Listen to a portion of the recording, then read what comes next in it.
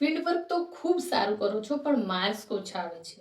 શું કરું? ઘણા મિત્રો જે છે એ બહુ સરસ ફિલ્ડ વર્ક કરે છે પણ રિપોર્ટ રાઇટિંગમાં આ 5 ભૂલો કરે છે કે જેના કારણે એમના માર્ક્સ ઓછા આવે છે. સૌથી પહેલું, એ રિપોર્ટ રાઇટિંગને માત્ર એક અટેન્ડન્સ સમજે છે કે અમે જઈને આવ્યા, લખી નાખ્યું, આજનો દિવસ ભરાઈ ગયો. બીજી ભૂલ છે કે એ સિનિયર જે છે અથવા તો કોઈની જે રિપોર્ટ છે એને કોપી પેસ્ટ કરે છે. ત્રીજી ભૂલ જે છે કે એ લોકો થિયરી તો લખે છે પણ થિયરી ફિલ્ડમાં કેવી રીતે કામ આવી એ બંનેને લિંક નથી કરતા. અને ચોથી જે ભૂલ કરે છે એમણે કે પોતે શું શીખ્યા એ નથી લખતા.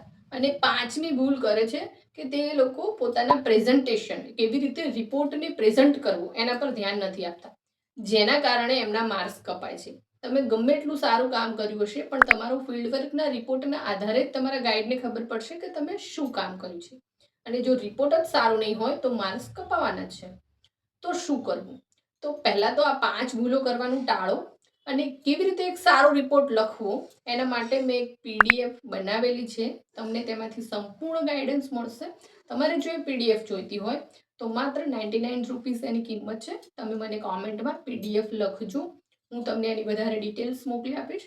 ખાસ યાદ રાખો, ફિલ્ડવર્કનો રિપોર્ટ જે છે તમારો એ માર્ક્સ માટે નથી, એ લર્નિંગ માટે છે કે તમે શું શીખ્યા.